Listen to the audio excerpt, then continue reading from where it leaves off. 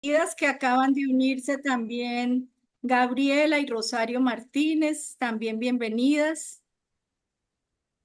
Muchas gracias. Buenas noches a todas. Un abrazo. Un gusto, doctora Rosario, que esté por aquí. Quiero- Bueno, Hola, igualmente. ¿me escuchan bien? Muy bien. Sí. Bueno, perfecto. Entonces, yo tengo el gusto de presentarles al doctor Juvenal Aguilar Pacheco, entre otros, licenciado en Psicología de la Universidad Mayor de San Andrés, Bolivia, y fue el primer titulado con excelencia académica. Imagínense nada más y nada menos a quién tenemos. Es especialista en terapia cognitivo-conductual de ALAMOC, que es la Asociación Latinoamericana de Análisis y Modificación del Comportamiento y Terapia Cognitivo-Conductual. Es máster en formación docente e innovación educativa de la Universidad de Barcelona, España. Doctorante en salud mental, neurociencias y psicoterapia de la Universidad Internacional Iberoamericana de México. Entre mucha de la experiencia que tiene, resaltamos que es capacitador de capacitadores en el manejo de la guía de intervención de trastornos mentales, neurológicos y por consumo de sustancias. Tiene más de 20 años de experiencia como psicólogo clínico, educativo, organizacional y psicoterapeuta. Tiene una amplísima experiencia como profesor universitario de pregrado y posgrado en diferentes universidades públicas y privadas. Es conferencista en congresos internacionales, en eventos académicos, en todos los ámbitos de salud mental, salud integral, psicología y discapacidad. Es consultor de organismos internacionales, ha escrito libros, ensayos y artículos en revistas nacionales y es miembro de varias asociaciones y resalto primero que es miembro WARMI, orgullosamente WARMI. Es director general ejecutivo de la Alianza Internacional por la Salud Mental, actualmente presidente de la Asociación Latinoamericana de Neurotecnologías, Telepsicología y Salud Mental Digital. Y con ustedes, el doctor Juvenal Aguilar Pacheco. Bienvenido, doctor Juvenal, y muchas gracias por su disposición. Muchísimas gracias. Quisiera saber si se me escucha bien. Sí, doctor, se escucha perfecto. Muy bien, muchas gracias. Para mí es un grato honor el poder participar de esta actividad con lo que yo considero la familia Warmi. Entonces, el hecho de poder coadyuvar, contribuir con algunos aportes, algunos avances en el ámbito de la salud mental, pero en relación en este caso a lo que son las tecnologías, es importante en la medida en que estamos viviendo una era de transición en la humanidad muy importante.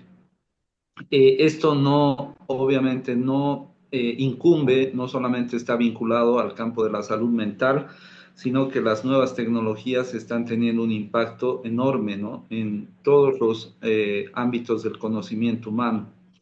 En este caso, la ponencia está vinculada a esta temática que es hablar un poco acerca del panorama actual de las neurotecnologías y la inteligencia artificial aplicada a la salud mental. Me gustaría simplemente precisar que la Alianza Internacional por la Salud Mental es una organización que está presente en América Latina y el Caribe y que tiene tres propósitos fundamentales. El primero es coadyuvar al desarrollo y avance de la salud mental desde una perspectiva académica, científica, ética, transdisciplinar y tecnológica, desarrollando planes, programas y proyectos que sean de impacto a nivel social. El segundo propósito es lograr el desarrollo y avance de la salud mental, incorporándola en todas las políticas institucionales, tanto del sector público y privado, en la región de las Américas en el marco de la normativa nacional e internacional en materia de salud mental y derechos humanos. Y el tercer propósito es promover la promoción de la salud mental, la prevención, la atención, la rehabilitación y la reinserción en todos sus niveles de las personas que padecen trastornos mentales y sobre todo encarando una lucha frontal contra el estigma, el prejuicio y la discriminación en salud mental. Vamos a la siguiente, por favor. Ya va. Perdón. Muy bien. También es importante mencionar que la Alianza Internacional por la Salud Mental tiene 10 lineamientos estratégicos. El primero es la legislación en salud mental, aportar en el desarrollo de políticas públicas. El segundo lineamiento es la promoción de la salud mental. El tercer lineamiento es la prevención, pero aplicando programas que estén basados en evidencia científica. El lineamiento 4 es la atención integrada e integral en salud mental. El lineamiento 5 es la capacitación de recursos humanos que estén altamente capacitados, especializados. Vamos a la siguiente. El lineamiento 6 es la investigación científica en salud mental. El lineamiento 7 va de la mano del lineamiento 6, que es poder producir, ¿no? Artículos científicos, escribir libros, textos, ensayos, etcétera, que es algo muy importante que se requiere fortalecer bastante en este ámbito. El lineamiento 8, que es el uso de tecnologías aplicadas a la salud mental, que es, por cierto, el tema de hoy. El lineamiento 9, que es la organización de congresos internacionales. Voy a mencionar al final de la ponencia el congreso que estamos organizando actualmente para este año. Y el lineamiento 10, que es la conformación de equipos transdisciplinarios en salud mental. Vamos con la ponencia como tal. Agradecerle a Susi muy amablemente por la colaboración en compartir la presentación. Con todo gusto. Vamos a empezar un poco precisando qué son las neurotecnologías, ¿no? Decimos que las neurotecnologías son un conjunto de herramientas, dispositivos y técnicas que han sido desarrolladas para poder interactuar de manera directa con el sistema nervioso, fundamentalmente con el órgano principal que es el cerebro. El objetivo de esto va en tres direcciones. Primero, entender cómo funciona el cerebro, visualizar los procesos internos del cerebro y también transformar, controlar, reparar y mejorar sus funciones. ¿Cuál es la importancia y cómo se clasifican las neurotecnologías? Vamos a hablar obviamente de algo introductorio porque el tiempo es limitado hoy día, pero podríamos decir que básicamente las neurotecnologías actúan como un puente bidireccional porque pueden, por un lado, leer, registrar la actividad cerebral para entender qué ocurre internamente dentro de este órgano maravilloso que es el cerebro y todo lo que implica también el sistema nervioso humano, y también porque pueden escribir, estimular para influir justamente en estos procesos. Y por otro lado, estas tecnologías se van a clasificar principalmente en dos tipos, ¿no? Las que son de carácter invasivo, que requieren una cirugía, como implantes de electrodos, por ejemplo, y las no invasivas, que son sistemas externos como diademas o cascos. Vamos a la siguiente. ¿Cuáles son las principales neurotecnologías?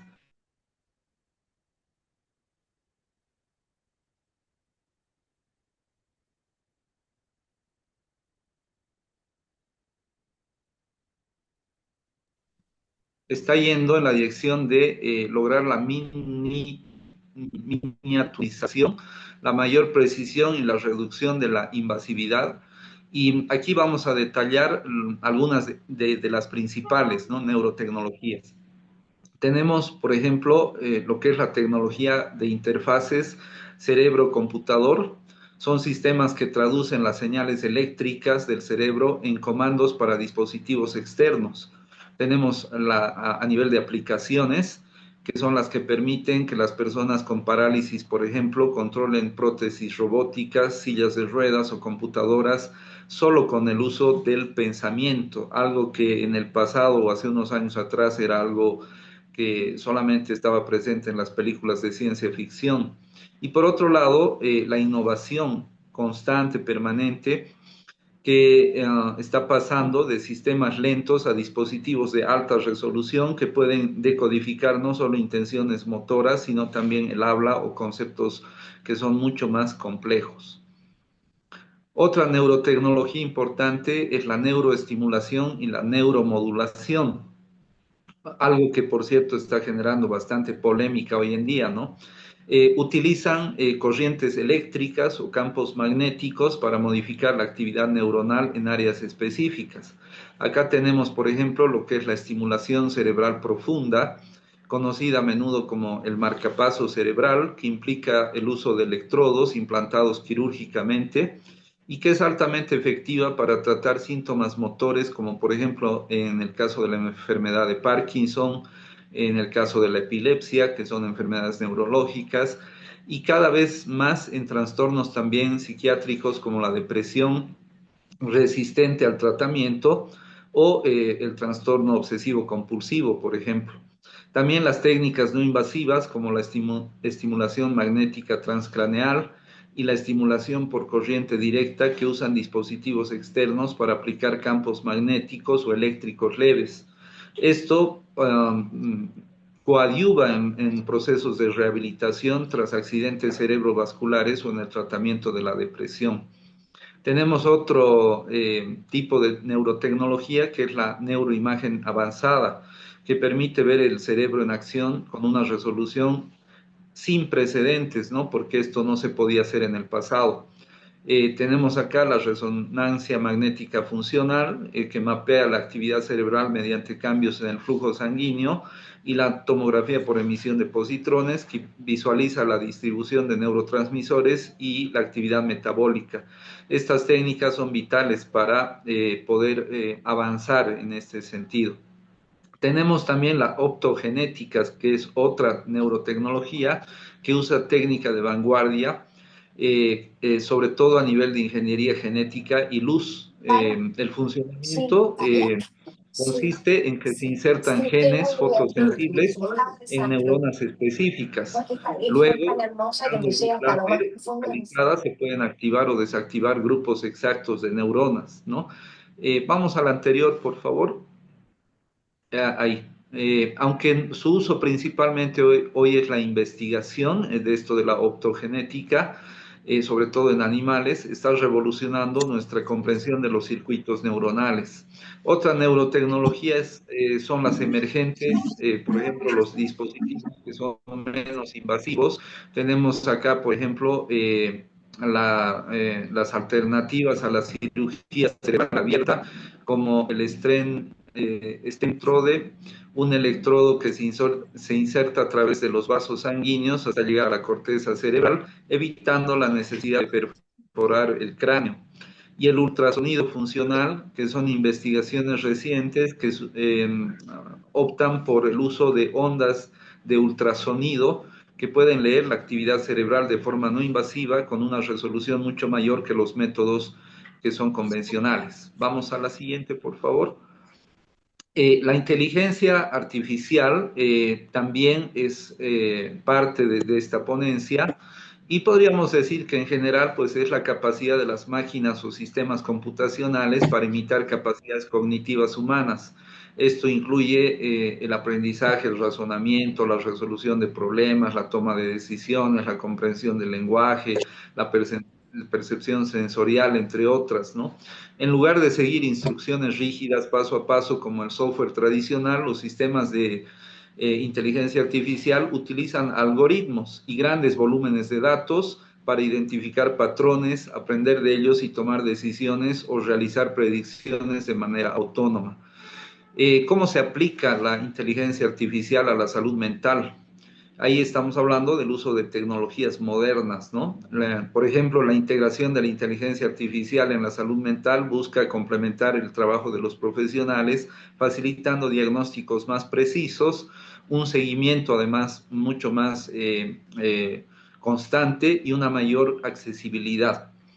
Estas tecnologías se pueden clasificar de alguna manera de la siguiente manera. Tenemos lo que es la detección temprana y análisis de datos. Por ejemplo, la IA puede analizar patrones sutiles en el comportamiento digital, como el uso de redes sociales, el tono de voz o la frecuencia de los mensajes, para detectar señales de alerta de algunos cuadros, pueden ser de ansiedad, de depresión o de riesgo suicida, mucho antes que se manifiesten síntomas clínicos evidentes. Vamos a la siguiente, por favor. Tenemos el uso de chatbots y la terapia conversacional. Ya existen hoy en día aplicaciones y asistentes virtuales basados en inteligencia artificial que ofrecen apoyo emocional las 24 horas del día, los 7 días de la semana. La función principal no es reemplazar al terapeuta, pero sí se constituyen en herramientas de autoayuda que ofrecen técnicas de terapia cognitivo-conductual sobre todo, y actúan como un primer punto de contacto para personas que por estigma o barreras geográficas no pueden acceder a la terapia convencional. Tenemos también la realidad virtual, asociada a lo que es la inteligencia artificial adaptativa. La combinación de la realidad virtual con la inteligencia artificial permite crear entornos controlados para terapias de exposición que son útiles, por ejemplo, para cuadros de fobias o estrés postraumático. ¿Cuál es la innovación? Que la inteligencia artificial ajusta el entorno en tiempo real basándose en las reacciones biométricas, que es la frecuencia cardíaca, la sudoración, etcétera, que tiene el paciente, haciendo que la experiencia sea personalizada y segura. Tenemos el monitoreo biométrico a través, por ejemplo, de dispositivos que son inalámbricos. Entonces, el uso de relojes inteligentes, sensores, permite recopilar datos fisiológicos en relación al sueño, al ritmo cardíaco, niveles de actividad. Entonces, la inteligencia artificial procesa estos datos para identificar cambios significativos en el estado emocional, alertando tanto al paciente como al profesional si es necesario para poder ajustar el tratamiento. Tenemos también el soporte administrativo y clínico, ¿no? Porque la inteligencia artificial se utiliza para transcribir consultas, generar notas clínicas y gestionar también las agendas de los pacientes. Al reducir la carga administrativa, los profesionales pueden dedicar más tiempo de calidad a la interacción empática con cada paciente. ¿Cuál es la reflexión? Si bien estas tecnologías ofrecen grandes beneficios, es fundamental recordar que la IA no va a sustituir al ser humano, ¿no? O en este caso, a los profesionales de salud mental, sino que se trata de un acompañamiento emocional. Y aquí, obviamente, tiene que entrar en juego la ética en el ámbito clínico y la comprensión profunda de la experiencia humana, que siguen siendo pilares fundamentales, ¿no? Para trabajar en este campo. Sabemos que la inteligencia artificial, pues, es, digamos, lo macro, pero también tenemos lo que es el machine learning, el deep learning y también lo que hoy en día se conoce como la inteligencia artificial generativa, que es el boom, ¿no? Hoy en día que está desarrollándose increíblemente. Vamos a la siguiente. Ahora vamos a hablar de cómo la inteligencia artificial se vincula a la salud mental, ¿no? Tenemos que reconocer, y eso lo establecen los organismos internacionales, que la salud mental es un tema prioritario hoy en día a nivel mundial. Entonces, la inteligencia artificial ofrece nuevas oportunidades para abordar estos desafíos. Algunos ejemplos de aplicaciones actuales de la IA en salud mental están en el uso de los chatbots de apoyo psicológico y en salud mental, que se los puede utilizar en cualquier momento y sin prejuicios, y obviamente tienen también limitaciones porque no reemplazan a los profesionales en los casos sobre todo complejos. También tenemos plataformas de monitoreo emocional. Entre las ventajas es que pueden monitorear patrones de comportamiento y emociones, detectan cambios tempranos en el estado emocional de los pacientes. Tenemos también el uso de la terapia cognitivo-conductual en plataformas digitales. Y las ventajas, pues, es que se adaptan a las necesidades del usuario, facilitan la accesibilidad y personalización del tratamiento y se demuestran beneficios en cuadros, sobre todo, de alteraciones emocionales como la ansiedad y la depresión. Vamos a la siguiente. Las limitaciones de la inteligencia artificial en el campo de la salud mental, sobre todo se vinculan a la infraestructura que es limitada, sobre todo en áreas rurales, en los países, también la necesidad de capacitación para profesionales y los aspectos éticos y de derechos humanos. En este cuadro, que ustedes pueden ver en la torta, perdón, podemos ver los desafíos para implementar la IA en salud mental. Casi todos están al mismo nivel, ¿no? En cuanto a porcentaje.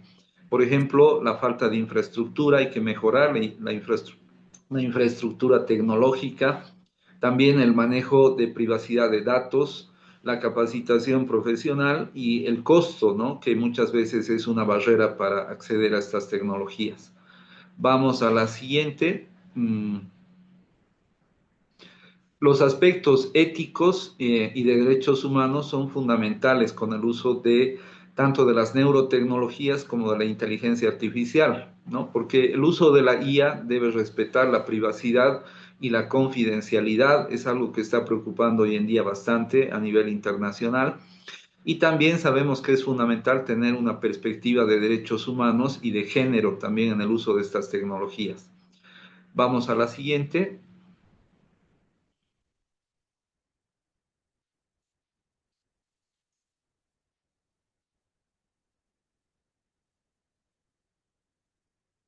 Perdón, Podemos pasar. sí, perdón, es que se me trabó aquí esto y no me deja pasar. Ya, Ah, ya está bien, tranquila. perdón. Mm, No me deja. Voy a dejar de compartir un momento y ya vuelvo Ya, a compartir. ¿Listo? perfecto, está bien. Mientras tanto, quiero decirle, doctor Juvenal, que am, muy clara su presentación. Hasta Muchas gracias. Gracias, doctora Rubí. cuestan trabajo entender, usted los ha hecho muy fáciles de Sí, que la verdad entendamos, que así que muchísimas gracias. hermoso, doctor Juvenal, la verdad que me encanta, lo estoy escuchando. Yo estaba pensando, el chat GPT, muchos pacientes cuando lo tienen en privado, digamos que sale $20, ¿viste? Por mes, Sí, eh, lo usan un montón. Les así preguntan es. cosas y realmente es llamativa la objetividad y además dan prioridades de formas de pensar, dividen cuando uno tiene dificultades cognitivas con las emocionales y las comportamentales. Hacen como un orden para el que está desordenado, ¿no? Y no es una aplicación especial, es simplemente el chat GPT que ahora abarca tanto que hasta podés hacer las famosas historietas esas que yo a veces estoy pasando, se hacen todas con el ChatGPT, está avanzando de una manera impresionante. No el Gemini y todos los demás, el ChatGPT. ¿Qué me puede decir al respecto, doctor? Totalmente de acuerdo, doctora Marcia. Es muy cierto lo que usted dice porque yo conozco mucha gente que me dicen, yo ahora convivo con mi robot, así lo llaman al chat GPT, ¿no? Dicen, yo convivo con mi robot, yo le pregunto a mi robot cuando tengo algún problema, cuando me siento solo, es mi compañía. O sea, es increíble lo que está sucediendo. Es un fenómeno que hay que abordarlo con mucha responsabilidad y hay que hacer estudios, investigaciones para saber cómo esto está impactando en la salud mental y en la salud integral de las personas. Eh, Sí.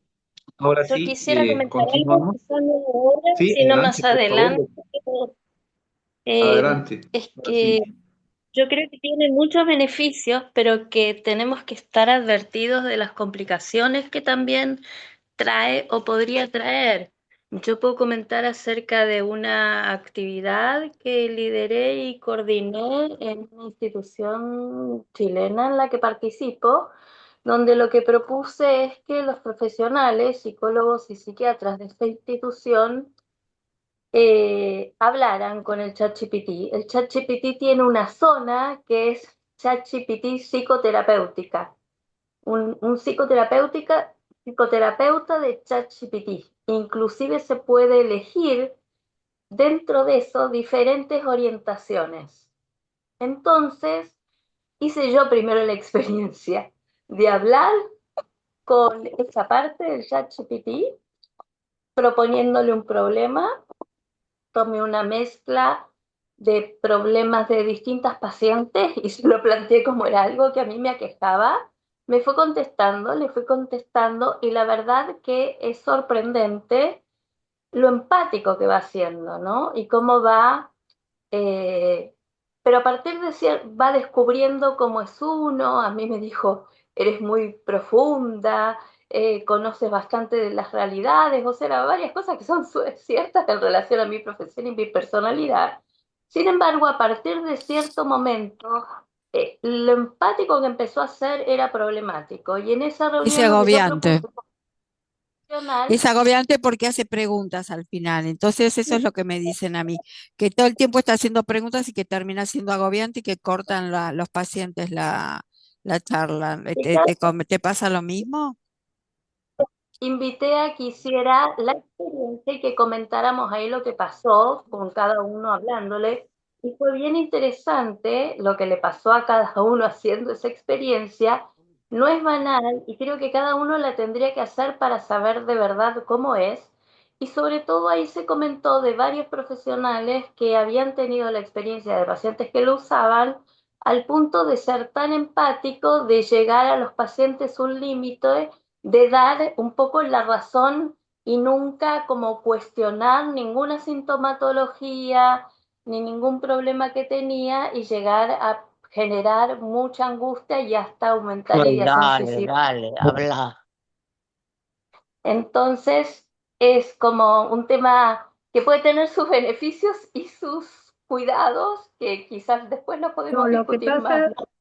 si me permiten, justamente ese es el chat, el doctor seguramente que lo sabe concienzudamente, esta es la parte básica del chat GPT. Eh, Después uno debe ponerle ciertos algoritmos donde tiene que limitar esa empatía y requerir que sea crítico, porque si no pasa esto que usted escribe, que no solo es empático, sino que termina dándole la razón y mostrando que todo lo que el paciente o cualquiera que le pregunta algo está divino, está perfecto, sigue por este camino. Entonces, se le pueden poner ciertos algoritmos justamente para que sea crítico, para que ponga límites y sean Yo no- diferentes las contestaciones que da. El riesgo mayor estaba planteado en la psicosis, porque se contaron casos de ejemplos donde había delirios y el ChatGPT no podía diferenciar y entonces seguía fomentando los delirios. ¿No te pasó, Adri, con algunos pacientes o con algunas situaciones? Y todo esto depende también de lo que llaman prompt, ¿no? Que es la orden que se le va dando como para ir Exacto, guiando al, exacto. al, al, al chat. A Tal mí cual, no me un pasó prompt. directamente, pero sí hay varios informes a nivel internacional, incluso de un par de suicidios, hay informes de pacientes que se han suicidado por cuestiones vinculadas al chat GPT. Es complejo el tema, el doctor debe saber muchísimo, Sí, así vamos que a dejar, vamos déjenle a continuar, por favor. dejar terminar al doctor y al final nos quedamos a conversar, que este es un tema fascinante, pero doctor, qué pena con usted que le ocupamos su tiempo. Bien pueda seguir. No, tranquilas, es muy interesante el percibir ese interés, esa motivación y además esos testimonios de pacientes que han acudido a estas tecnologías y que no siempre han recibido el beneficio que se espera, ¿no?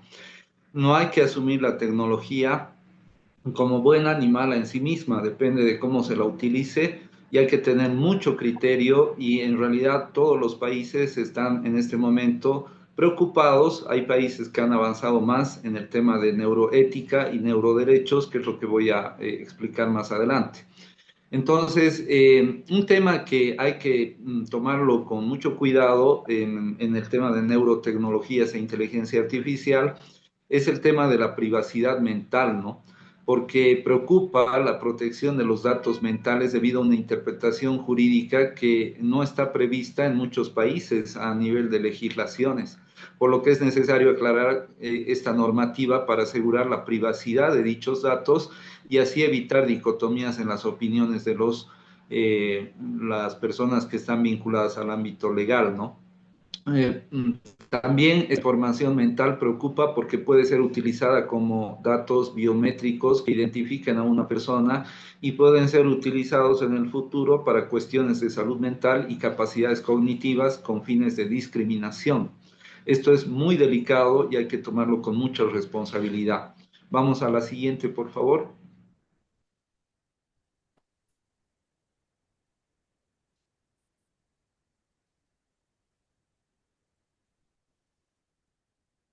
Qué pena, doctor. No sé qué está pasando, pero se está trabando esta presentación.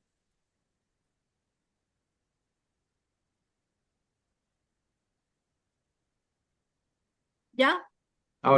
Ahora sí, gracias. Tenemos el tema de integridad mental, ¿no? Porque la confidencialidad de los datos mentales asociados a las aplicaciones de las neurotecnologías pueden afectar a la integridad mental debido al daño que se podría causar en la dimensión psicológica de la persona debido a la posible facilidad o acceso para alterar intencionadamente los parámetros de estimulación eléctrica que pueden causar manipulando dispositivos de interfaz cerebro-ordenador. También existen implicaciones negativas, aportaciones positivas en su uso, ya que la llamada ingeniería de la memoria es utilizada para tratar enfermedades como el Alzheimer o el estrés postraumático, donde se pueden borrar recuerdos que justifiquen su desaparición para una mejor salud mental del paciente. Vamos a la siguiente.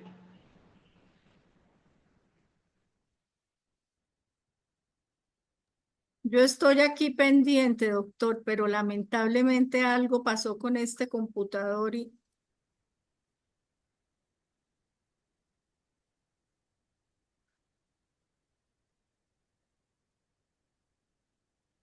qué pena.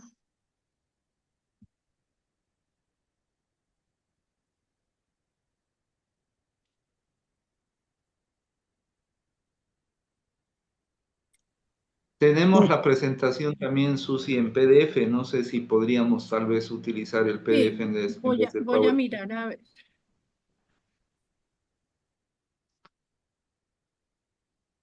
O si quieren me lo envías, Susi, Claro, claro, hay y que yo te cambiar. lo puedo ir pasando también, como quieras. Lo pasé en los dos formatos, en PowerPoint y en PDF. De todas maneras, mientras se soluciona este tema, podríamos escuchar tal vez algún comentario, alguna opinión. Eh, Esto de que se han generado problemáticas de pacientes que utilizando el chat GPT, por ejemplo, han empeorado su situación o incluso han llegado a tener desenlaces fatales, es algo que también hay que mencionarlo, ¿no? No pretender mostrar como si el uso de estas tecnologías fueran realmente lo máximo, como si realmente fueran a solucionar los problemas de las personas, porque lo que se ha visto es que los efectos positivos son sobre todo en cuadros que no revisten mayor gravedad, sobre todo en alteraciones emocionales, que son cuadros leves de ansiedad o de depresión, etcétera. Pero cuando ya hablamos de cuadros moderados o graves, en realidad la intervención del profesional en salud mental es fundamental. Entonces, eso también es importante mencionarlo. No sé si alguien quisiera comentar al respecto. Y una Jenny López tiene la mano levantada, Jenny. Hola, buenas tardes para todos. Un saludo desde Bogotá. Un saludo.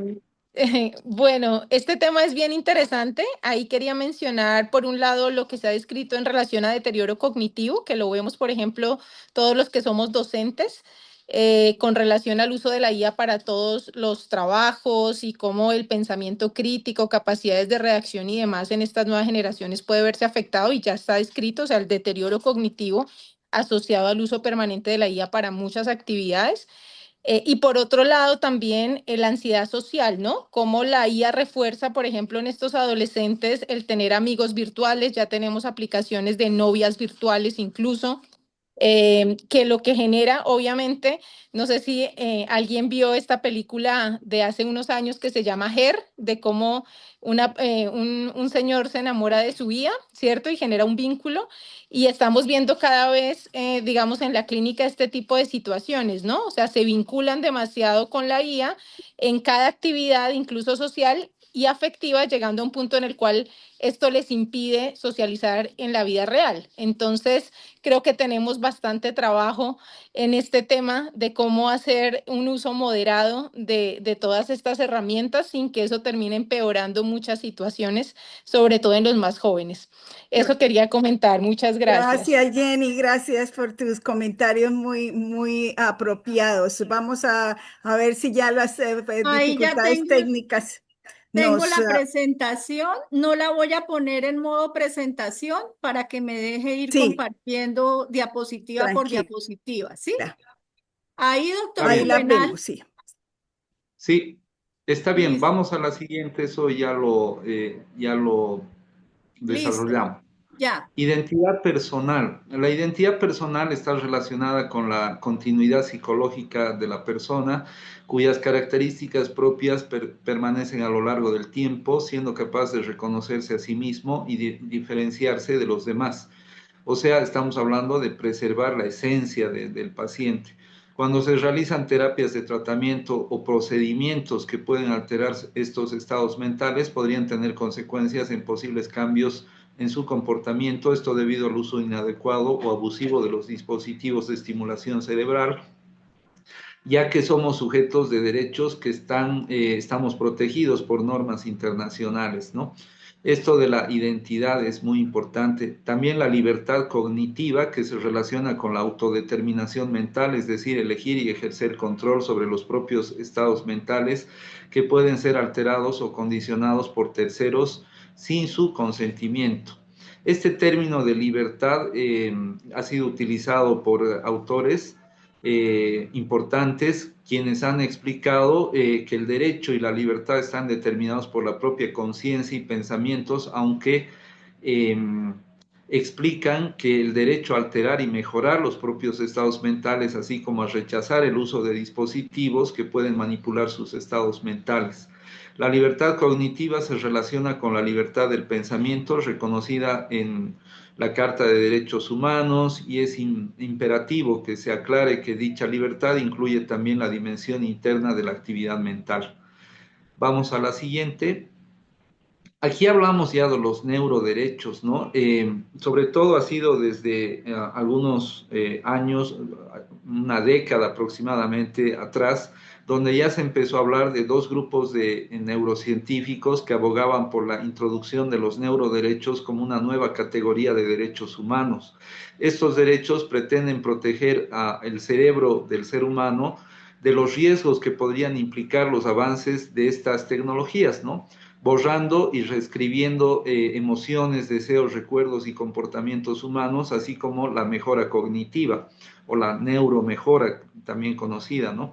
Expertos de distintas disciplinas han advertido sobre limitaciones teóricas y prácticas de legislar los derechos neuronales. Las dificultades abarcan desde la extrapolación de conceptos neurocientíficos al ámbito jurídico y la limitación de su alcance hasta las contradicciones en cada neuroderecho y otros, especialmente el derecho al acceso justo a la mejora cognitiva.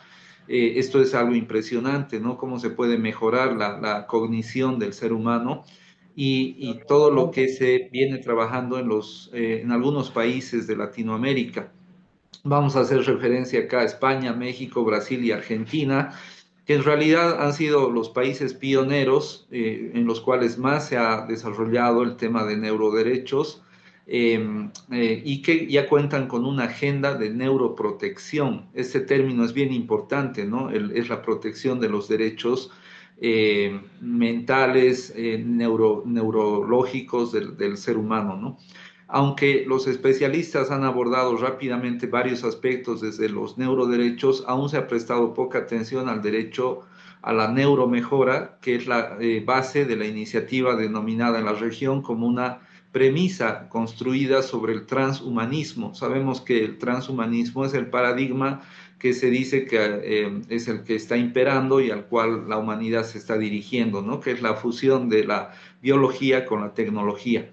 Por lo tanto, susceptible de estar afligida por los mismos preconceptos hacia nociones de cognición, mente, emociones negativas.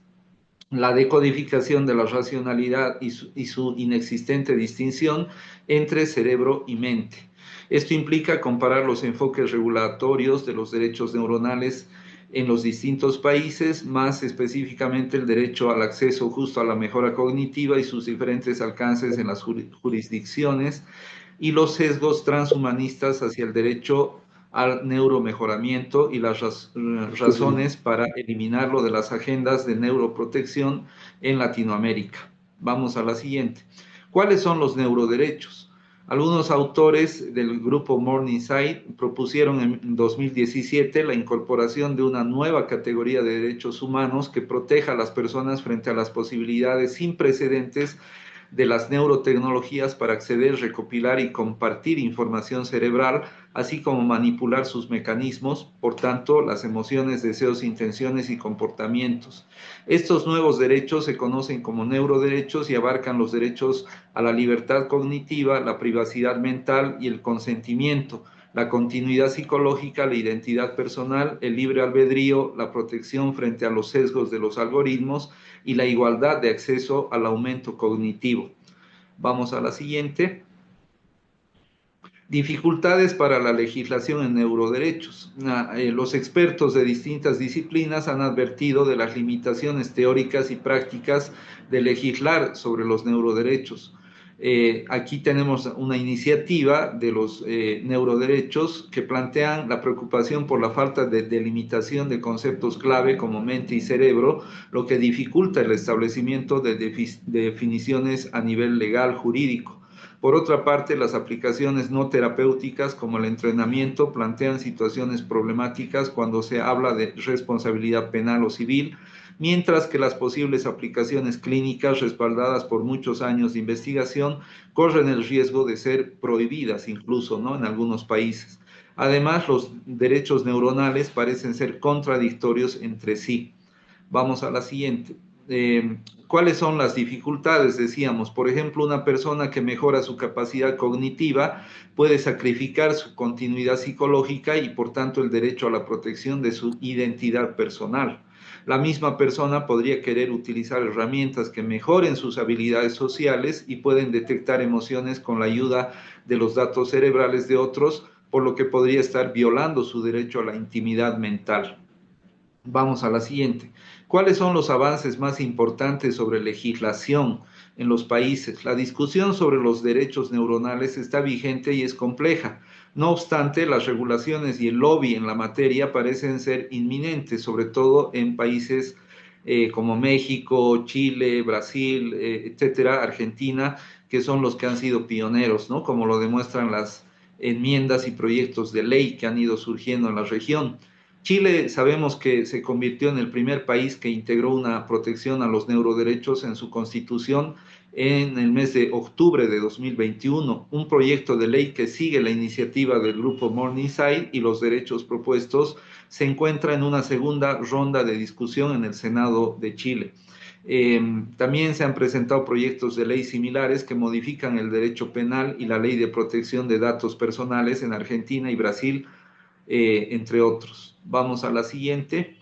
Por último, una comisión dependiente de la Autoridad de Protección de Datos de México emitió una ley blanda sobre derechos digitales que incluye los derechos neuronales. Aparte de los problemas de conceptualización y armonización de los derechos neuronales, lo que pretenden garantizar y los riesgos de los que pretenden proteger son ambiguos y algunos de ellos probablemente nunca existirán, ¿no? Por ejemplo, la lectura de la mente. Esto es especialmente cierto en el caso del derecho a la igualdad de acceso al aumento cognitivo, el acceso igualitario a interfaces cerebro-internet, los implantes cerebrales como los que plantea Elon Musk con Neuralink, por ejemplo, con Neuralink, que suprimen el miedo o el dolor, o la tecnología que potencia los procesos de toma de decisiones y juicio de los reclusos, no son solo tendencias de la ciencia ficción, sino posibilidades reales según el paradigma transhumanista que incluye la defensa de tal derecho. Vamos a la siguiente. El derecho y la neurotecnología, ¿no? Los antecedentes de neuroderecho se remontan al derecho de los conceptos filosóficos, político-jurídicos de pensamiento, conciencia, intimidad, integridad mental e identidad personal. Tal desarrollo conceptual es consecuencia en gran medida de las intersecciones entre neurociencia, neurotecnología y derecho, mientras que la neurociencia y la neurotecnología estudia los procesos cerebrales que subyacen al comportamiento humano. Los sistemas jurídicos se ocupan por excelencia de la regulación del comportamiento humano. Entonces, las leyes prohíben, imponen o permiten determinadas acciones humanas a través de normas, mientras que las neurociencias ayudan a comprender qué hay detrás de nuestras decisiones, que son aparentemente libres y de autoconscientes. Vamos a la siguiente. ¿Cuál es el estado actual de la neurotecnología? Aunque los estudios que han abordado las relaciones entre conducta y cerebro aparecieron bastante tarde, el caso de Phineas Gage y otros similares en los que hubo daños cerebrales y que pasaron a estudiarse allá por la segunda mitad del siglo XIX, pusieron de manifiesto no solo la importancia fundamental del cerebro humano en el lenguaje, la percepción y la motricidad, sino también que existen sistemas dedicados específicamente al razonamiento y que repercuten en la persona en las esferas individual y social. En ese sentido, es necesario abordar cuál es el estado actual de las neurotecnologías en Latinoamérica, sobre todo en aquellos países antes mencionados, en los cuales ya existen avances en relación a la modificación e incorporación de las legislaciones.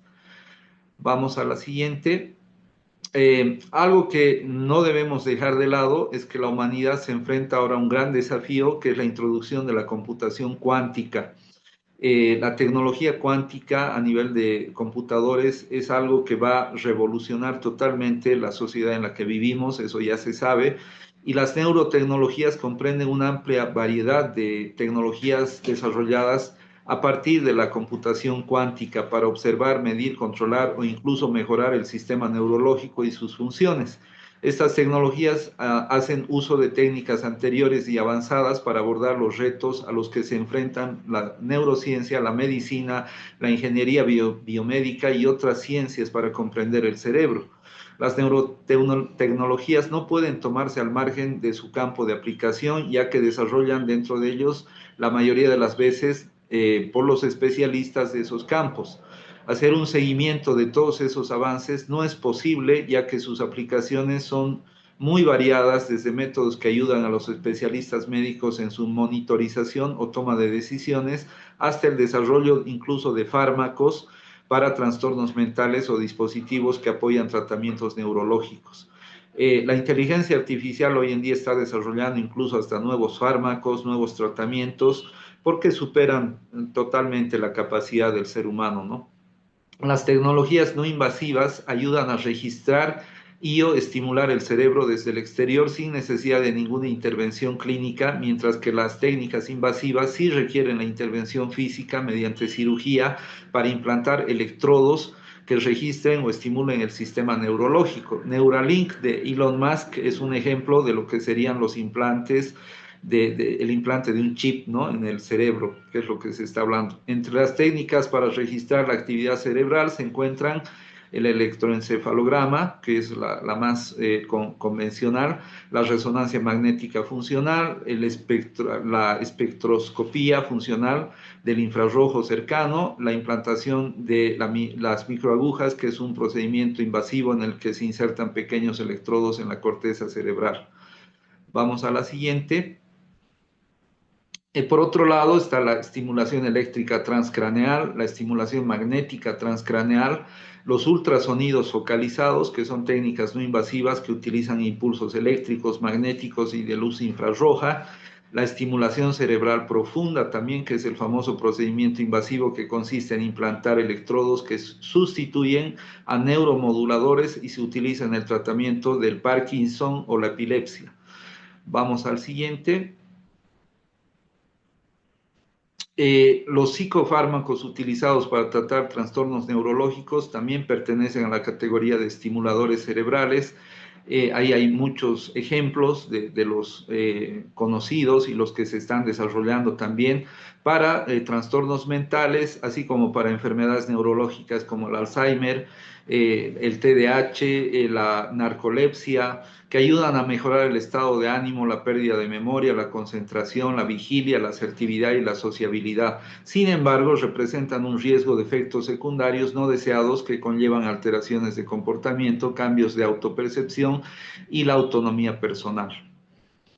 Por otro lado, algunas de las aplicaciones más recientes de las neurotecnologías se encuentran en la biorretroalimentación neuronal, que se emplea, por ejemplo, en el electroencefalograma, en tiempo real para manipular funciones del sistema nervioso central como el infarto, la neurofarmacología que ayuda a observar cómo ciertas sustancias interactúan con el sistema neurológico, las neuroprótesis, las interfaces cerebro-ordenador, los implantes optogénicos que permiten manipular tejidos neuronales con luz focalizada y cuya protección se dirige a la neuromejora, la estimulación de la memoria y la manipulación de los recuerdos, ¿no? Todo esto está avanzando a un ritmo demasiado acelerado, ¿no? Eso es importante mencionar. Esto de la interfaz cerebro-ordenador, que son una tecnología invasiva, han ayudado a muchas personas en sus tratamientos. Por ejemplo, han ayudado a pacientes con Parkinson a recuperar la movilidad y a personas con miembros dañados o perdidos a sentir el calor o el frío, que son sensaciones. Han ayudado a pacientes con esclerosis lateral amiotrófica o a escribir, a enviar correos electrónicos y utilizar motores de búsqueda. Por ejemplo, en el Mundial del Fútbol del 2018, una persona tetrapléjica dio el saque inicial con el apoyo de un exoesqueleto robótico, ¿no? Aquí entramos también al tema de la mecatrónica, la robótica humanoide que está desarrollándose increíblemente ahora. Un equipo sueco dirigido por un neurocientífico mexicano logró conectar un brazo robótico al hueso y sus neuronas periféricas, lo que facilita el movimiento y sensación más independiente que las prótesis tradicionales. Por su parte, la estimulación magnética transcraneal aprobada por la FDA se ha utilizado para tratar ya el temblor, la enfermedad de Parkinson, la distonía y el trastorno obsesivo compulsivo. Vamos a la siguiente. Las aplicaciones actuales de las neurotecnologías no se limitan al uso clínico, ¿no? Como el Alzheimer, la esquizofrenia, el ictus, el tratamiento de estrés postraumático, la depresión, la adicción y otras enfermedades mentales y neurológicas únicamente, sino que hay aplicaciones extramédicas en los sectores judicial, militar y de la industria de consumo que han despertado el interés público y académico en los últimos 20 años. Entre los usos específicos de las neurotecnologías se encuentran el reconocimiento de patrones, la inteligencia computacional, la ingeniería industrial y la robótica. Además, empresas y gobiernos están desarrollando dispositivos y métodos con el potencial de permitir que las personas se comuniquen pensando o descifrando los pensamientos de otros con datos cerebrales. Vamos a la siguiente. Las posibilidades de la interfaz cerebro-computador son enormes. Lo que hoy se puede hacer con ratones, mañana se podrá hacer con seres humanos. Por ejemplo, los científicos han sido capaces de compartir imágenes y palabras entre dos personas situadas en habitaciones diferentes utilizando esta tecnología no invasiva.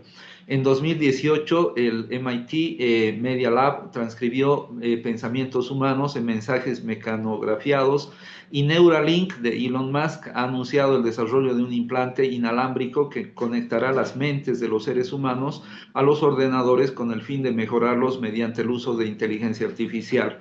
Otros proyectos dirigidos por instituciones públicas y grandes empresas tecnológicas también se han centrado o se centran en la mejora neuronal, como el proyecto Blue Brain, DARPA, el Centro de Investigación Jülich y el proyecto Google Brain.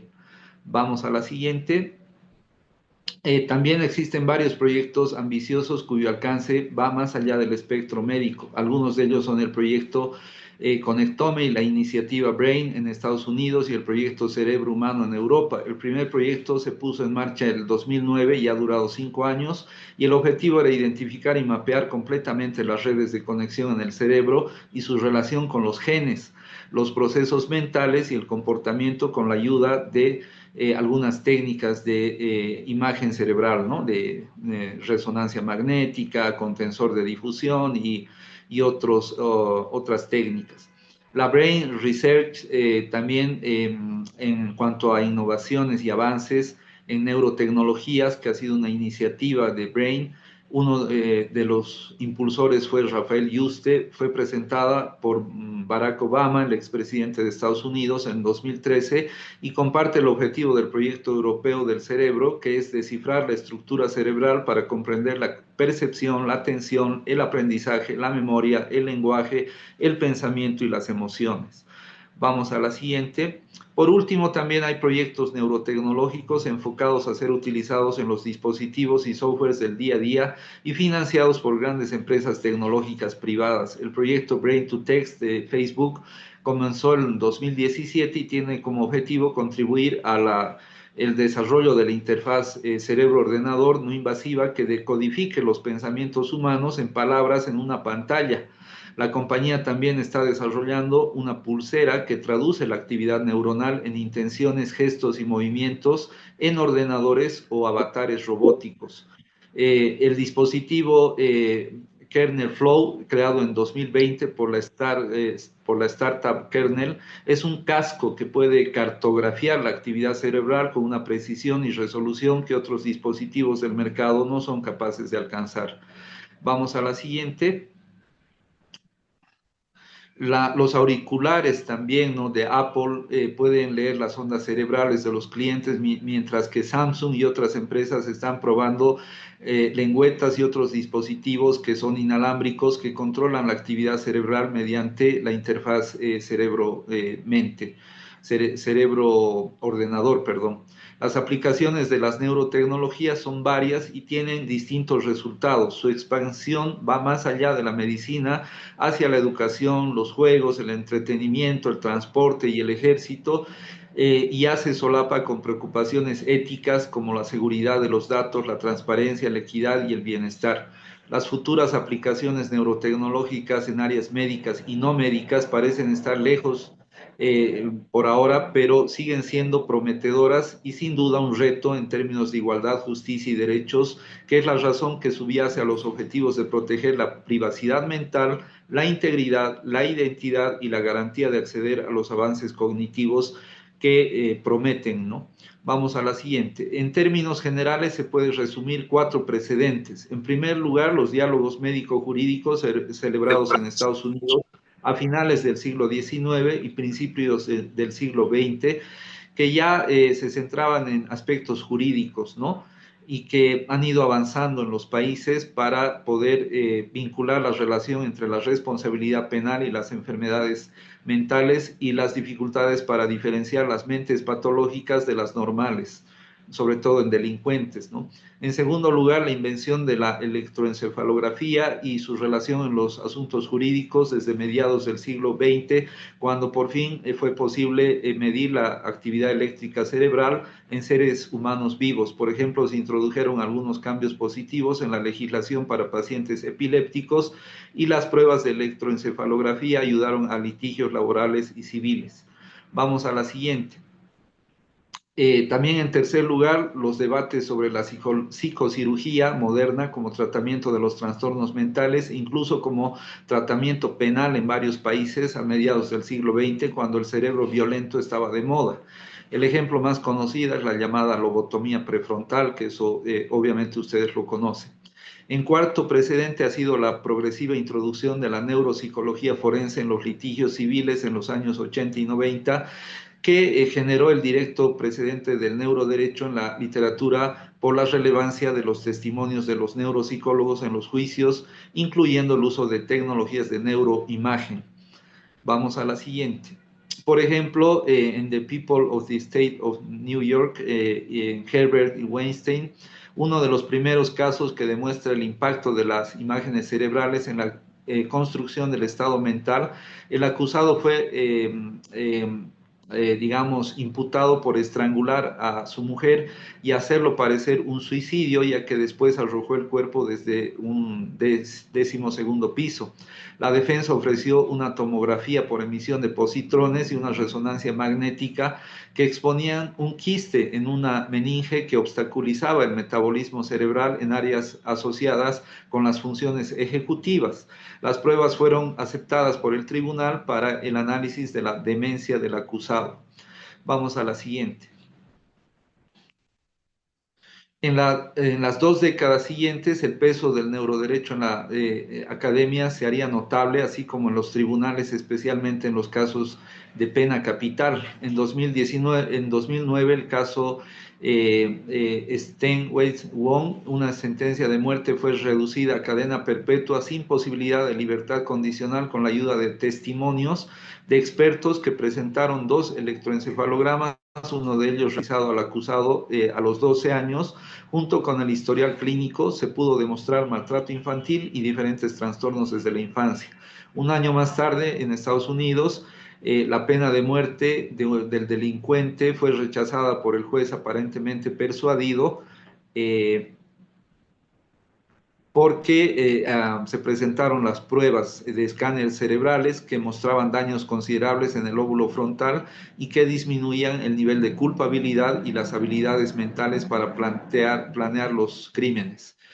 En un estudio empírico, considerado la primera investigación sistemática sobre este tema, se estudió cómo los tribunales utilizaron pruebas neurocientíficas y neurotecnológicas y no neurocientíficas como evidencia en 800 juicios penales entre 1992 y 2012. O sea, un dramático incremento en el uso de datos neurocientíficos y neurotecnológicos en juicios penales dejaría una huella en la constitución del neuroderecho hasta nuestros días, junto con una institucionalización como campo académico en Estados Unidos, Europa y Latinoamérica. En una breve historia de la serie Black Mirror, un médico de urgencias acepta utilizar un prototipo de implante cerebral proporcionado por una empresa privada. El dispositivo, que funciona junto con una redecilla que se coloca en la cabeza de los pacientes, le permite acceder a sus síntomas, por lo que podría emitir diagnósticos más rápidos y precisos. Aunque esto es hoy ciencia ficción, el director del grupo Morningside y uno de los fundadores de la iniciativa BRAIN, que es Rafael Yuste, declaró a principios de este año que, dados los acelerados avances de la neurotecnología, los sensores cerebrales serían obligatorios para el público en 10 años. O sea, pensar que todos los seres humanos vamos a estar obligados a tener sensores cerebrales es algo que obviamente tiene que ser debatido ampliamente en términos de ética también, ¿no? Y lo que eso conllevaría para la vida cotidiana, ¿no?, de cada persona. Los neurocientíficos permitirían conectar nuestros cerebros a Internet, hacer lo que hoy hacemos con los smartphones y acceder a los datos neuronales de otros. Esencialmente nos convertiremos en seres híbridos, o sea, seres biológicos y tecnológicos al mismo tiempo. Y aquí entra el tema del transhumanismo, una etapa humana semi-híbrida ya ha comenzado, si pensamos en algunas de las tesis del grupo Morningside, sobre neurotecnologías. El millón de veces de media que tocamos nuestros smartphones, junto con el tipo de información que está a nuestro alrededor todo el tiempo, que es información proporcionada al procesador de datos.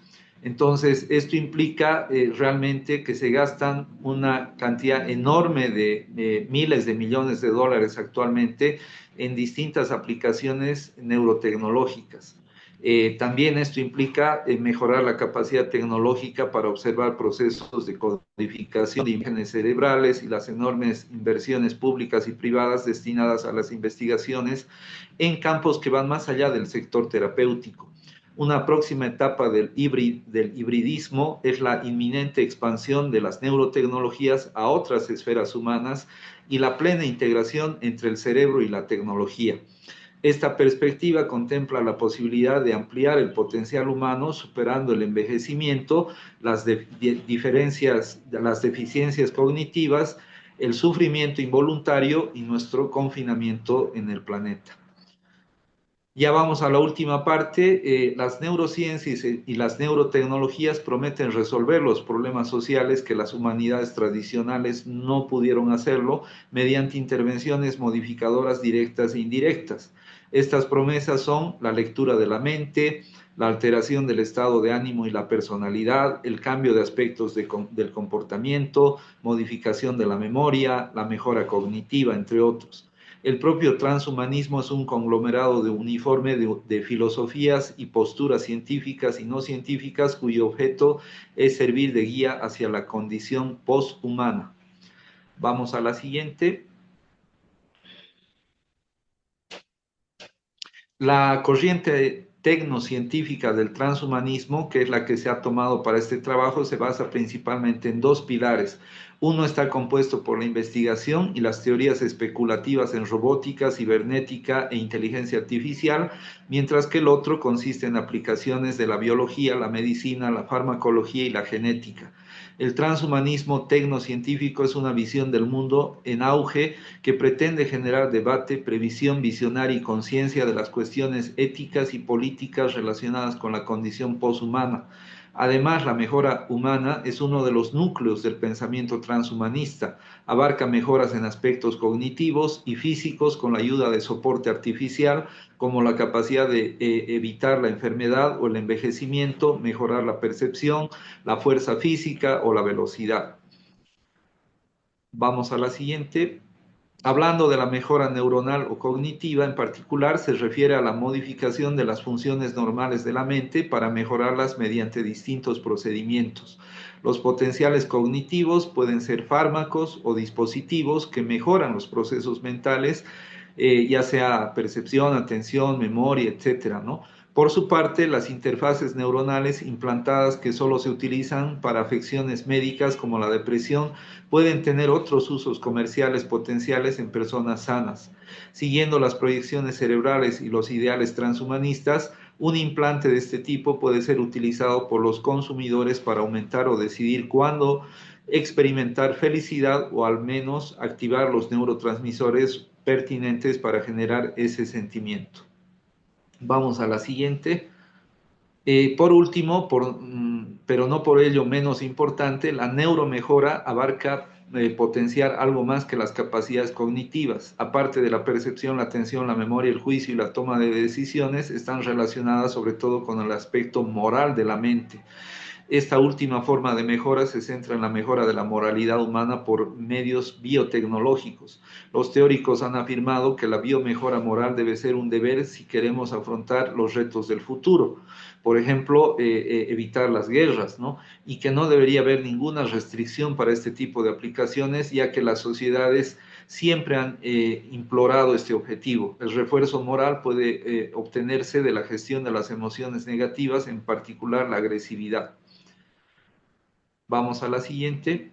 Independientemente de que los argumentos del transhumanismo sean refutables o no, o de que las neurotecnologías puedan realmente alcanzar tales objetivos, puede preverse que la neuropotenciación generaría una amplia variedad de nuevos retos relacionados principalmente con la seguridad, la coerción y la equidad.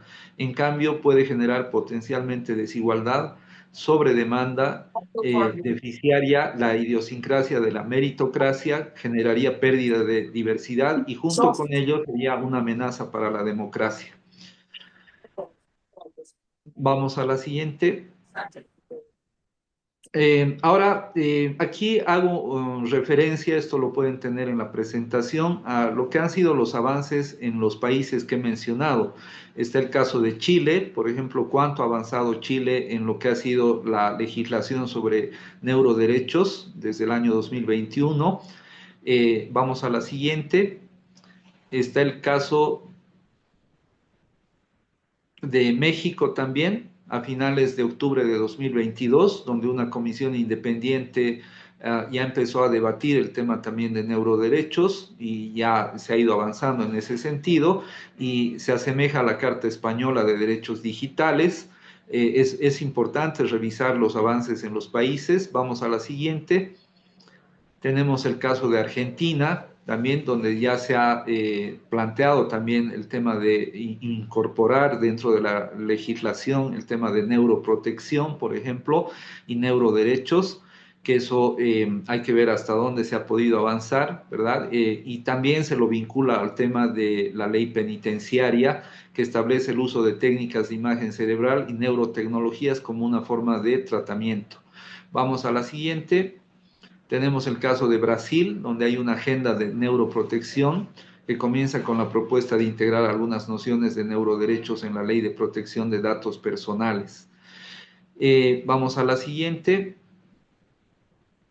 Aquí ya para finalizar, decir que la mejora cognitiva en América Latina es un tema pendiente, hay que debatirlo ampliamente en todos los países, es necesario generar espacios de debate, aunque todos los proyectos de ley en América Latina se basan en la iniciativa de neuroprotección del grupo Morningside, su ámbito de actuación es diferente y como se ha mencionado, anteriormente, ¿no? Del mismo modo, el alcance del derecho al acceso equitativo al aumento cognitivo difiere según el campo de enfoque de sus legisladores. Esto podría ser dentro de la Ley de Protección de Datos Personales, como ha ocurrido ya en algunos países, y convertirse en una garantía constitucional. Vamos a la siguiente. Una regulación para el futuro. Como se ha analizado, el derecho al acceso junto a la mejora cognitiva es contraria a los neuroderechos en el aspecto de la libertad cognitiva y en gran medida al derecho a la privacidad mental, tal como lo comprometió el grupo Morningside y lo sigue en Chile, México, Argentina y Brasil en su agenda regulatoria. El ideal de cerebro posthumano que subyace a la mejora neuronal no es sostenible en toda la extensión de lo que realmente abarca la cognición y la noción de mente como producto de la actividad neuronal. Es reduccionista y promueve el cerebro humano como un órgano deficiente, factible de mejorar o sustituir totalmente con la ayuda de la tecnología. Vamos a la siguiente. Una apertura brusca sin ningún tipo de investigación o política pública para las masas representa una grave amenaza también para los usuarios que no tienen ningún trastorno mental, ninguna enfermedad, como ocurrió con algunas vacunaciones, ¿no? Las personas ya mejoradas podrían presionar a las que no quieren la mejora con el riesgo de segregación social. Muchos otros se lo pondrían por obligación moral más que por convicción. Incluso podría haber sectores institucionales que coaccionen a la gente para obtener las mejoras en contra de su voluntad. Esto del proyecto Neuralink es un tema que hay que analizarlo a profundidad porque obviamente es una empresa muy importante y por lo que representa Elon Musk a nivel mundial, ¿no? También es posible la pérdida de diversidad cognitiva. Todos tendrían el mismo don de procesamiento de información e incluso el mismo conjunto emocional, conductual y creativo. Vamos a la siguiente, esta es la última. Un acceso desigual a las mejoras crearía más diferencias dentro de las poblaciones en el mercado laboral y los sistemas educativos. Y quizás lo más importante, se cree en el derecho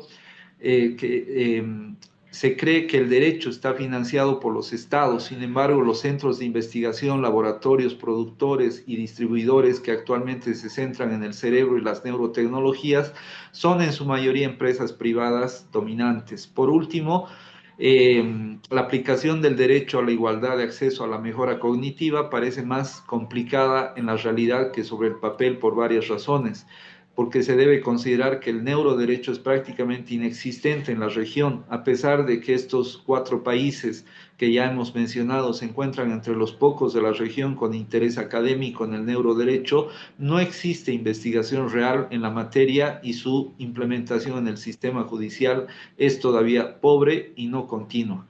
Quiero también mencionar, esto es importante, de que hemos conformado ya hace un par de años atrás la Asociación Latinoamericana de Neurotecnologías, Telepsicología y Salud Mental Digital, con la participación de varios países Y para este año, vamos a la siguiente, estamos organizando el primer Congreso Interamericano de Neurociencias, Neurotecnologías y Salud Mental Digital, que va a ser del 6 de junio al 28 de noviembre, porque se va a realizar solamente los días sábados, toda la jornada, y se estima que va a haber alrededor de unos 100 expositores y vamos a compartir con la familia Warmi la convocatoria de este primer congreso para que todos los que deseen puedan participar, ya sea presentando ponencias o como participantes.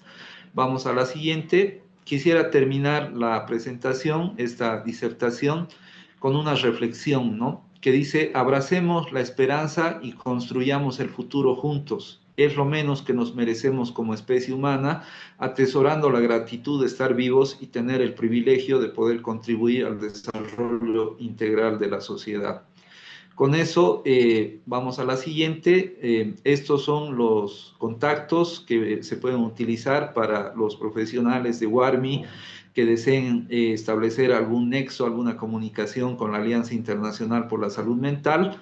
Y para finalizar, agradecerles muchísimo por su tiempo, por su atención. Ha sido para mí un privilegio y un honor ser parte de esta sesión de Warmi y siempre predispuesto a apoyar cualquier actividad, cualquier iniciativa, porque la labor que realiza Warmi es muy invaluable, es muy destacable y no podemos hacer otra cosa que apoyar en todo el sentido de la palabra.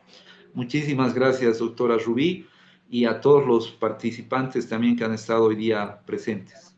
No, doctor Juvenal, antes a usted muchísimas gracias por esta excelente presentación, por tomarse todo el tiempo en poner en esos slides tan bonitos, en esa presentación, todo ese conocimiento, porque muchas de las cosas que nos dijo estamos viviéndolas y muchas veces no tenemos dónde, no tenemos el foro donde hablarlas, donde discutirlas, con quién conversar estas cosas y que nos haya puesto sobre la mesa este tema es muy importante.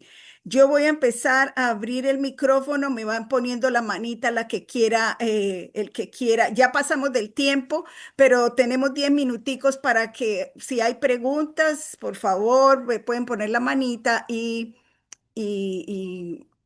o abrir el micrófono y dar la pregunta si quieren de una vez, no pasa nada. Eutoquia.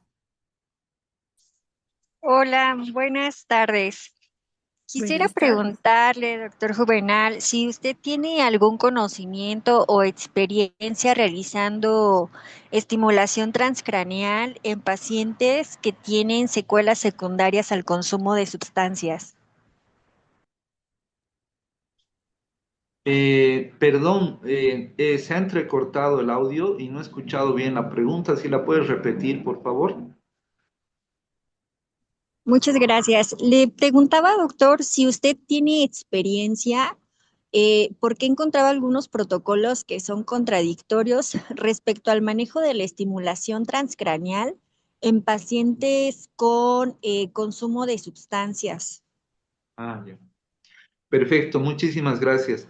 Bueno, en lo que es la estimulación transcraneal, revisando la evidencia científica, lo que se encuentra es cierta ambigüedad. En algunos estudios se muestra que ha habido resultados positivos, en otros estudios se ve que han sido parciales y en otros no se llega a demostrar que sea un tratamiento efectivo. Entonces, yo considero que es aún una tecnología que está en proceso de investigación y es necesario que en los diferentes países, en centros y laboratorios de investigación, se puedan ir haciendo más estudios, más investigaciones para ir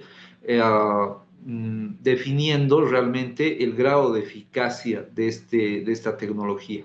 Eso es lo que podría decir específicamente en lo que sería el consumo de sustancias psicoactivas. Muchas gracias, muchas gracias. Y ahora vamos a darle paso a María Soledad, que tiene otra pregunta. Antes que nada, pues felicitar a Warmi por estos ponentes y pues al maestro, al doctor Juvenal por su generosidad al compartirnos esta información muy de actualidad.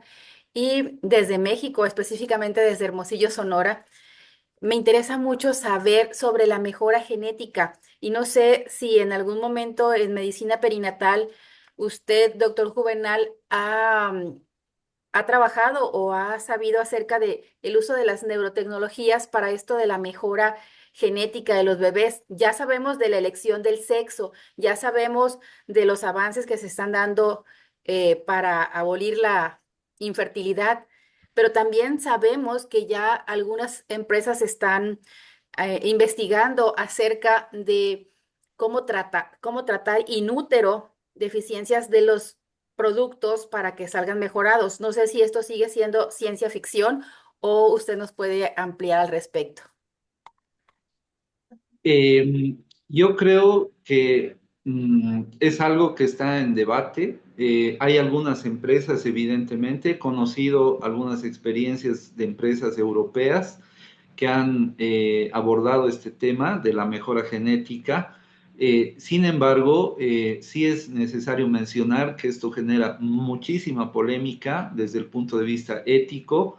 eh, y hay muchos sectores de la población, instituciones también vinculadas, por ejemplo, voy a mencionar a las iglesias en general, no voy a mencionar una iglesia en específico, que obviamente se oponen totalmente a procedimientos de ese tipo, ¿no? Yo creo que el hecho de incidir, influir, alterar de alguna manera lo que es la genética humana, conlleva muchos aspectos que se deben considerar, porque lo que plantea el transhumanismo, el paradigma transhumanista, es eso, ¿no? Es que los seres humanos podamos mejorar en todos los aspectos, a nivel biológico, a nivel mental, en nuestras capacidades, habilidades y destrezas. Entonces, es lo que se ha generado una polémica en el sentido de decir qué queremos.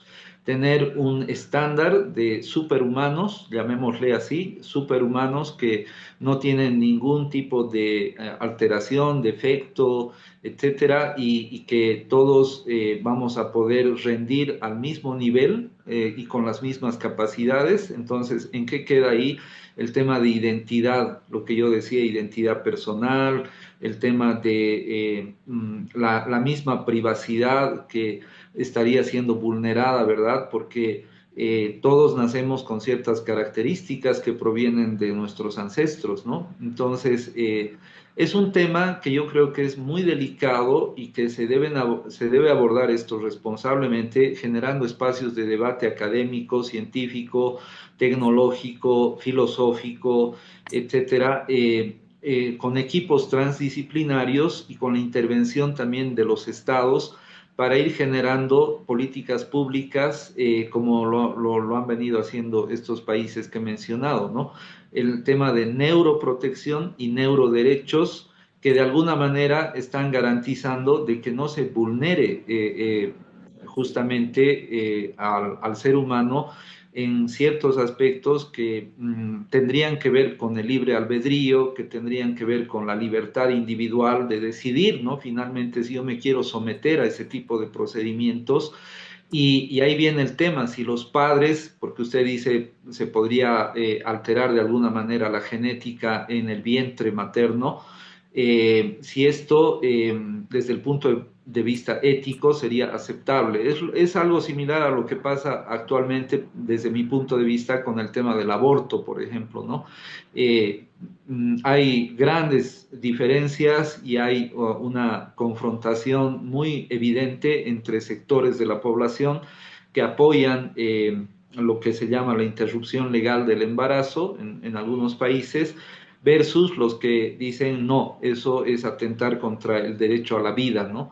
Y, es un tema muy, muy, muy complejo que yo, la verdad, creo que amerita que en los próximos meses y los próximos años se tenga que abordar esto con mucha, mucha responsabilidad, y desde el ámbito de la salud mental creo que nosotros tenemos un papel muy importante que desempeñar, porque tenemos que dar directrices y tenemos que tener posiciones basadas en evidencia y también hacer un análisis ético y moral respecto a lo que serían el uso de este tipo de tecnologías.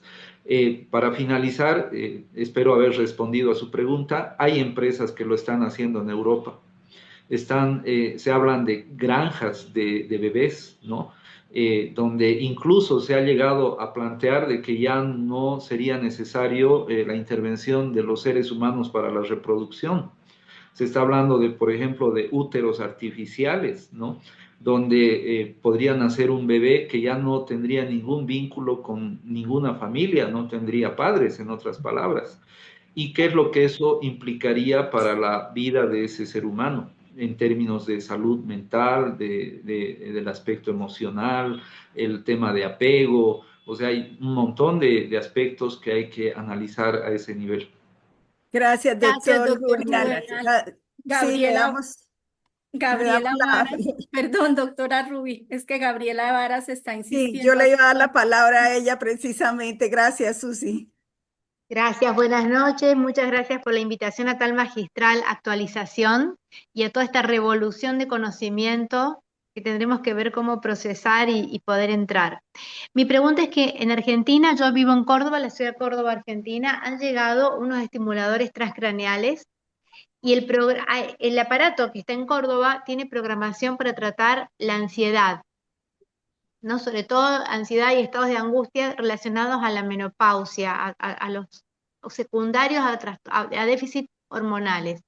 Quería saber cuánto de esto está con evidencia científica y qué sabe el doctor de este resultado. Muchas gracias por la pregunta. Yo he tenido la oportunidad de trabajar y conocer de cerca experiencias.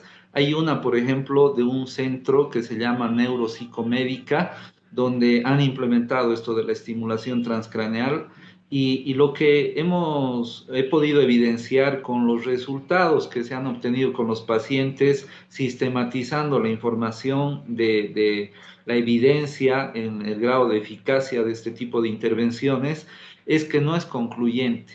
Han habido casos de personas que han reportado mejora en su estado emocional, en el manejo, por ejemplo, de cuadros de ansiedad o de algunos síntomas depresivos, etcétera, así como ha habido casos de personas que han dicho que no han sentido mucho efecto, que ha sido algo, digamos, leve, la mejoría ha sido leve, hasta casos que pues no ha habido ningún reporte de un efecto positivo. Entonces, por eso decía, yo creo que es un tema que está todavía en investigación. Sé que hay distintos tipos de equipos de estimulación transcraneal, no todos son iguales. Entonces hay que ver cómo se los está utilizando, cuál es su procedencia, cómo se los utiliza, si los profesionales que los están manejando están debidamente capacitados, en qué casos se ha visto mayor efectividad, en qué casos no es conveniente, etcétera, porque, por ejemplo, recuerdo de un centro también, no recuerdo el nombre en este momento, que ha aplicado bastante esto de la estimulación transcraneal y con un equipo que era más sofisticado, un equipo que era de mayor costo, un costo más elevado y donde los pacientes reportan que ha habido mejores resultados. Entonces, yo creo que es un tema que está en investigación y hay que saber qué equipo es el que se está utilizando. Por eso digo cuál es su garantía, digamos, de uso. Claro, ¿cómo chequearlo, doctor, no? ¿Cómo poder, digamos, a dónde tenemos la información nosotros para saber eso en relación a los equipos? A lo mejor en el Congreso esto se da. Sí, justamente uno de los objetivos del Congreso es que centros de investigación y centros de tratamiento en salud mental que están utilizando distintos tipos de neurotecnologías y de inteligencia artificial puedan reportar los resultados que están obteniendo. Yo creo que eso va a ser muy clarificador porque va a ser con la participación de profesionales de alrededor de 20 países, ¿no? En el Congreso. Se estima que va a haber, como decía, más de 100 expositores y va a ser un evento muy importante porque es necesario estar a la vanguardia y tener la información última respecto a lo que se está haciendo y los resultados que se están obteniendo, así como los riesgos también y los, digamos, las malas prácticas que se están llevando adelante, porque muchas veces se muestran el uso de tecnologías como la panacea, ¿no? Como la solución Claro, definitiva sí. a los problemas de Pero si salud pudiéramos mental. tener una buena evidencia y reemplazar, por ejemplo, el uso temprano de IRS en algunos tipos de ansiedades en niños y adolescentes, en la población que vemos, bueno, sería un avance muy grande, ¿no? Y Gabriela Claro. y todos, qué gusto que tengamos esta charla y me da muchísima pena tener que cortar, pero nos pasamos 33 minutos de la... Muchas gracias a todos por estar. Esto Gracias. habla de lo importante que es este tema y si tienen preguntas, háganoslas llegar que nosotros se las enviaremos al doctor Juvenal. Les mando un abrazo a todos y estamos pendientes para la próxima. ¿Quién toma la foto al final? ¿Quién quiere tomar la foto de nuestra reunión de hoy? Ah, Susi, ¿quién sabe? No, Gaby. Yo creo que Gaby es buena para tomarla, ¿cierto, Gaby? Sí, Gaby la toma. A ver, Cintia, todos. Ahí les voy a contar, si quieren prender su cámara, por favor, para que salga la mayoría. Sí, Y voy a contar al 3 y luego voy a tomar otra foto, ¿ok? A la perfecto. 1, ahí la mejor pose, por favor, a la 1, a las 2 y a las 3. Y voy a pasar la pantalla porque somos dos pantallas. Y ahí voy a tomar otra para las pantallas que seguían, a la 1, a las 2 y a las... Perfecto, muchas gracias. Gracias. Un abrazo para todos. Gracias. Gracias, doctor Gracias, Juvenal. Muchas Gaby. gracias. Gracias, Un excelente. abrazo. Gracias a Bye.